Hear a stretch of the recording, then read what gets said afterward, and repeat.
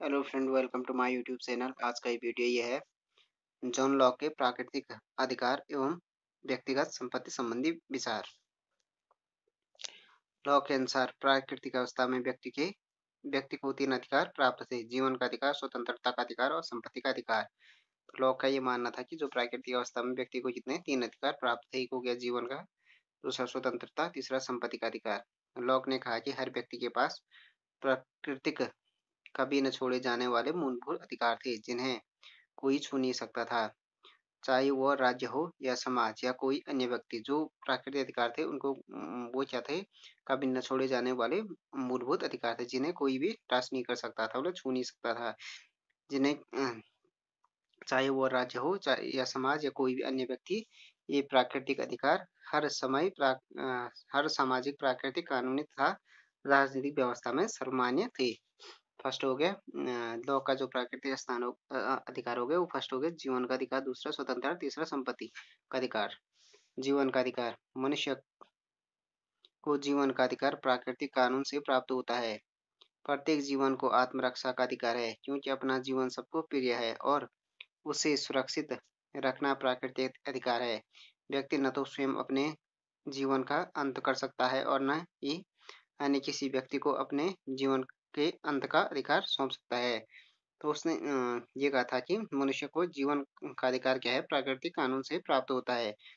प्रत्येक व्यक्ति को आत्मरक्षा का अधिकार है, क्योंकि अपना जीवन क्या होता है, सबको प्रिय होता है और उसे सुरक्षित रखना प्राकृतिक अधिकार है। व्यक्ति न तो स्वयं अपने जीवन का अंत कर सकता है और न ही अन्य किसी व्यक्ति को अपने जीवन के अंत का अधिकार सौंप सकता है।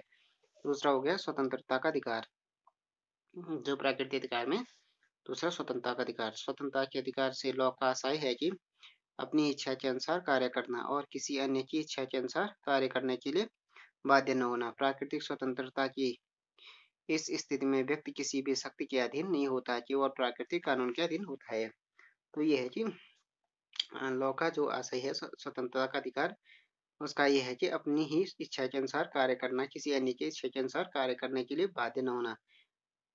प्राकृतिक स्वतंत्रता की इसी स्थिति में व्यक्ति किसी भी शक्ति के अधीन नहीं होता है, केवल प्राकृतिक कानून के अधीन होता है। तीसरा हो गया संपत्ति का अधिकार। लॉक लॉक ने संपत्ति के अधिकार के विस्तार से प्रतिपादन किया है। संपत्ति के अधिकार की धारणा का प्रयोग वह संकुचित तथा व्यापक दोनों ही अर्थों में करता है। संपत्ति का जो अधिकार है उसका दोनों अर्थों में करता है, संकुचित और व्यापक। व्यापक अर्थों में संपत्ति का तात्पर्य संपत्ति से उसका तात्पर्य जीवन, स्वतंत्रता और संपत्ति से है, और संकुचित अर्थ में संपत्ति के अधिकार का प्रयोग व्यक्तिगत संपत्ति के अर्थ में किया जाता है, किया गया है लॉ के अनुसार, लॉ के द्वारा। लॉक सीमित संवैधानिक धारणा का उद्देश्य अपनी संपत्ति की हिफाजत है। इससे स्पष्ट निष्कर्ष निकलता है कि व्यक्ति का संपत्ति का अधिकार प्राकृतिक और समाज एवं राज्य की स्थापना से पूर्व का है। जो संपत्ति का अधिकार है, संपत्ति की परिभाषा में उन्होंने व्यक्ति की जिंदगी हो गया, स्वतंत्रताएं तथा संपत्ति सबको शामिल किया है, किंतु कहीं कहीं लोग संपत्ति में केवल भूमि तथा और समाज को शामिल करते हैं, व्यक्ति की जिंदगी और स्वतंत्रता को नहीं। लॉक ने संपत्ति के अधिकार को प्राकृतिक बताया तथा इसे प्राकृतिक अधिकार और प्राकृतिक कानून पर स्थापित करते हुए संपत्ति के अधिकार को प्राकृतिक बताया तथा इसे प्राकृतिक और प्राकृतिक कानून पर स्थापित करते हुए संपत्ति के अधिकार पर से प्राकृतिक कानून के सारे बंधनों को हटा दिया। तो उसने जो संपत्ति के अधिकार थे उससे क्या सारे प्राकृतिक बंधनों को हटा दिया। लॉक संपत्ति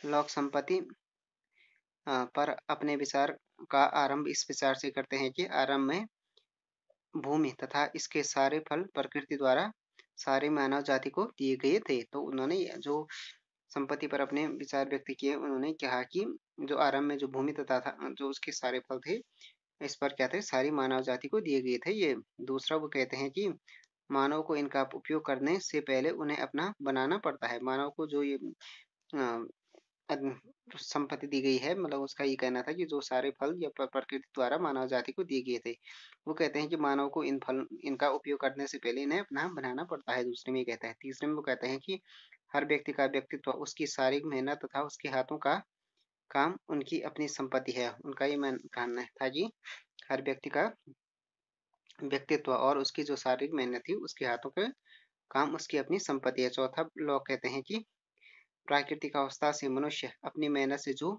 लेते हैं वह उनकी निजी संपत्ति है, बेशर्त वह दूसरों के लिए काफी छोड़ दें। पांचवी बात यह है कि लोग कहते हैं कि इस प्रकार संपत्ति पैदा करने के लिए किसी दूसरे की आज्ञा लेने की जरूरत नहीं है, क्योंकि यह जिंदा रहने की आवश्यकता है। इस प्रकार उपरोक्त तर्कों द्वारा लोग निजी संपत्ति को न्यायसंगत ठहराते हैं तथा प्रकृति द्वारा दी गई संपत्ति का व्यक्ति द्वारा मेहनत से अपनाया बनाया जाना उचित मानते हैं। लोग निजी संपत्ति के अधिकार पर कतिपय सीमाएं लगाते हैं जो निम्नलिखित हैं। फर्स्ट, वो कहते हैं कि किसी को भी संपत्ति नष्ट करने का अधिकार नहीं है। दूसरा, उससे दूसरों के लिए काफी छोड़ देना चाहिए तथा ये संपत्ति वह हो सकती है जिसे संपत्ति के मालिक ने अपना श्रम मिलाकर अर्जित किया हो। तो ये उन्होंने निम्नलिखित तीन सीमाएं लगाई। एक, तो किसी को भी संपत्ति करने जो संपत्ति है उसको नष्ट करने का अधिकार नहीं है, उसे दूसरों के लिए काफी छोड़ देना चाहिए। तीसरा, वो कहते हैं कि निजी संपत्ति वो हो सकती है जिसे संपत्ति के मालिक ने अपना श्रम मिलाकर अर्जित किया हो। जॉन लॉक ने इन सीमाओं को तर्कों द्वारा हटाकर निजी संपत्ति के अधिकार को सीमाहीन बना देते हैं। जॉन लॉक ने जो तीन सीमाएं लगाई हैं उनको तर्कों के द्वारा सीमाहीन बना देता है संपत्ति के अधिकार को। संपत्ति को नष्ट नहीं किया जाना चाहिए, यह पहली सीमा है जो मुद्रा के प्रचलन के बाद स्वयं समाप्त हो जाती है, क्योंकि संपत्ति को बेचकर मुद्रा में बदल दिया जाएगा तथा मुद्रा धन नष्ट न होने वाली संपत्ति है। लॉक ने असीमित मुद्रा को पूंजी के रूप में एकत्रित किए जाने की मान्यता प्रदान की है। उसने मुद्रा को केवल आदान प्रदान की वस्तु नहीं समझा अथवा लॉक ने निजी संपत्ति के रूप में संपत्ति के पूंजी के रूप में निजी संपत्ति को पूंजी के रूप में मान्यता देकर पूंजीवादी आर्थिक व्यवस्था में निजी संपत्ति के इस रूप को उभारा है। दूसरी सीमा, संपत्ति दूसरों के लिए काफी छोड़ देना चाहिए। पहला हो गया कि संपत्ति नष्ट नहीं करनी चाहिए। उसमें उसने तर्क दिया कि था कि पहली सीमा जो कहा था कि उसने कि मुद्रा के प्रचलन के बाद ये संपत्ति क्या स्वयं समाप्त हो जाए, क्योंकि संपत्ति बेचकर मुद्रा में बदल दिया जाता है।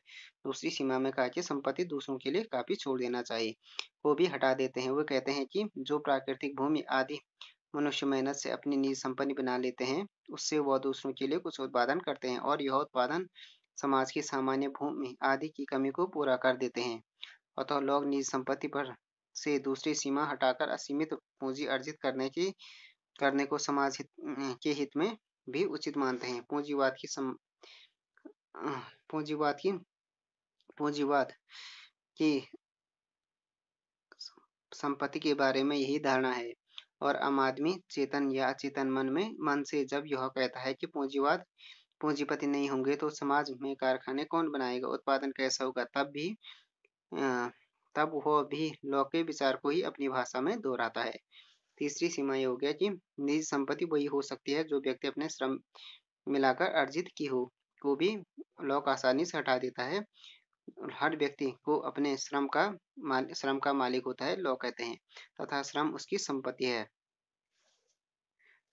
वो इसे हर संपत्ति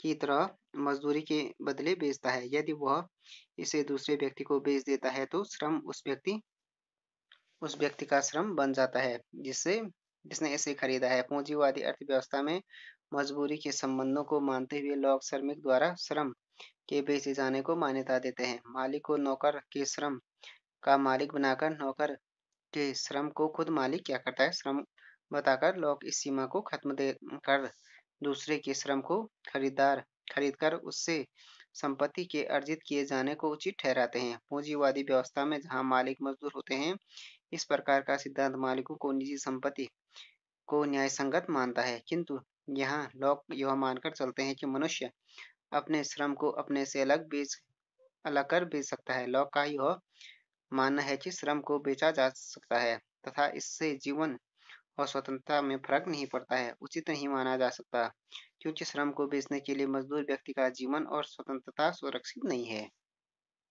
लॉक की जो ये तीन ये सीमाएं थी इनको हटा देता है तर्कों के द्वारा। लॉक जो जॉन लॉक का निजी संपत्ति का अधिकार का सार इस प्रकार है। निजी संपत्ति का अधिकार प्राकृतिक है, निज संपत्ति के अधिकार के बिना मनुष्य का जीवन खतरे में पड़ जाएगा। अगर निज संपत्ति नहीं होगी तो क्या होगा, मनुष्य का जीवन खतरे में पड़ जाएगा। निज संपत्ति खरीदी और बेची जाने वाली चीज है। निज संपत्ति मेहनत और योग्यता के बाद प्राप्त होती है, योग्यता से प्राप्त होते हैं। व्यक्ति का श्रम तथा योग्यता उसकी अपनी संपत्ति है, वो इसे बेच सकता है और दूसरा आदमी इसे खरीद सकता है। उसके बाद हो गया श्रम को खरीदने वाला श्रम को बेचने वाले के श्रम का न्याय संगत मालिक बन जाता है तथा इस श्रम से उत्पन्न संपत्ति का मालिक भी श्रम को खरीदने वाला ही है। उसके बाद हो गया निज संपत्ति के अधिकार के बिना मेहनत करने का प्रोत्साहन नहीं रहेगा। आठवां हो गया समाज के सामान्य हित में निज संपत्ति के अधिकार पर कुछ बंधन लगाया जा सकता है।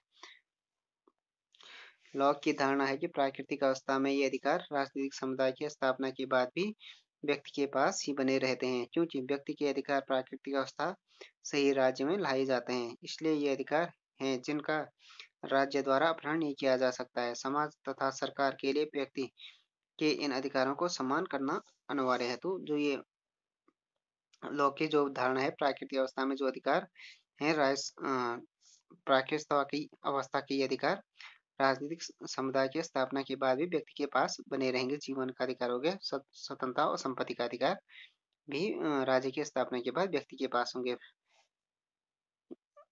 जिनका क्या राज्य के द्वारा भी अपहरण या राज्य के द्वारा भी उनको वंचित नहीं किया जा सकता इन अधिकारों, जो 3 प्राकृतिक अधिकार हैं। अब हो गया प्राकृतिक अधिकारों की आलोचना जो जॉन लॉ की है। लॉ के प्राकृतिक अधिकारों संबंधी विचारों में विरोधाभास पाया जाता है। एक ओर तो उसने अधिकार को प्राकृतिक एवं जन्मजात माना है, परंतु दूसरी ओर वह यह भी कहता है कि जिस वस्तु को मनुष्य ने अपने शारीरिक श्रम द्वारा प्राप्त किया है उस पर उसका प्राकृतिक अधिकार है। यदि अधिकार जन्मजात एवं स्वाभाविक है तो उन्हें बाह्य वस्तुओं की तरह श्रम द्वारा अर्जित नहीं किया जा सकता है। दूसरा हो गया, दूसरा आलोचना हो गया, लॉक ने जितने विस्तार के साथ संपत्ति के अधिकार पर विचार किया है उतना स्वतंत्रता, समानता और जीवन के अधिकार के बारे में विचार नहीं किया है। इससे ऐसा लगता है कि लॉ की संपत्ति में व्यक्तिगत संपत्ति से बढ़कर और लॉ की सम्मति में सॉरी लॉ की सम्मति में व्यक्तिगत संपत्ति से बढ़कर और कोई प्राकृतिक अधिकार नहीं है। लॉक ने केवल जीवन, स्वतंत्रता तथा संपत्ति के अधिकारों को स्वीकार किया है।